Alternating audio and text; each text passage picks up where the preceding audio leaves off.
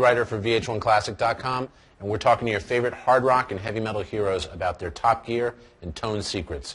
You're watching That Metal Gear.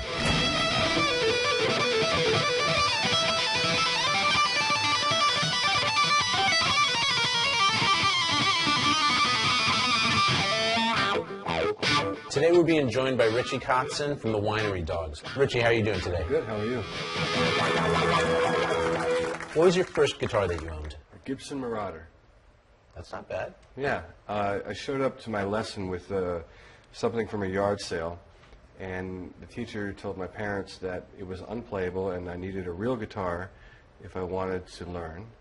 And so that night we went to the local music store and I got a Marauder. Those are pretty good guitars to learn on. I think they're good beginner guitars. I haven't seen one, though, since then, you know? Yeah. I think they're kind of rare. Yeah. Who was the first guitar player that made you want to be a guitarist? Well, it wasn't really a guitar player that made me want to play guitar so much as the band Kiss. And I remember I was 5 and I was taking piano lessons, and I liked to play and improvise. And at some point I just kind of lost interest in the lesson aspect of things. And I remember seeing a poster of Kiss, and I was very intrigued. And I remember hanging it in my bedroom, and my mom was like, "Aren't you going to be afraid? You know, those guys are scary," you know, because I was only 5. I said, "No, that's Kiss. They're cool." And from there, I think that's kind of what led me to want to play guitar. What's your favorite song to play live, and why? I have a couple that are favorites. One of my songs, "Doing What the Devil Says to Do," is one of my favorites just because of the lyric, and it's one of the certain songs as a singer, you know, can be difficult to sing live. And for some reason, that song, no matter what condition my voice is in, I can always kind of eke it out, you know. And not that it's easy to sing, but it's one that connects well, that I really enjoy. And also with the Winery Dogs, I love playing the song "Regret," which is the closing song on our record.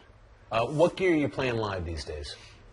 I've been using my signature Fender. That's a Telecaster. Telecaster. There's a Strat as well, but I've been using the Telecaster for consistently now for the last 10 years. The guitar was kind of tweaked by me, so it's easy, you know, to pick it up. I feel comfortable. I don't have to think, you know. For the amps, I've been using Fender amps too, and I use the Fender Vibra King with a 212 cabinet, so it's 3 10-inch speakers and 2 12-inch speakers at the bottom. Right. Yeah. You're using a lot of Fender gear, Telecasters, and the Vibra Kings are combos. That's not what people usually think of as hard rock gear. Right. How did you end up using that stuff? It's just because of the way I play. I mean, I'm not really a hard rock player per se. I mean, I love rock and I love metal. I grew up listening to Maiden and Ozzy, but there's a lot of other things that I'm into as well that I grew up listening to. And so in order to cover the scope of what it is that I want to play on the instrument, Telecaster is a really transparent guitar. Just magnifies what you're doing. So if you're playing sloppy, you sound sloppy. There's kind of no forgiveness, you know. Right. But it's really important to me to have that dynamic range, because when I intentionally play quiet, I want it to be calm and controlled. And if I want it aggressive, I play aggressive. It's aggressive. So for me, it's just the perfect blank canvas to be creative with.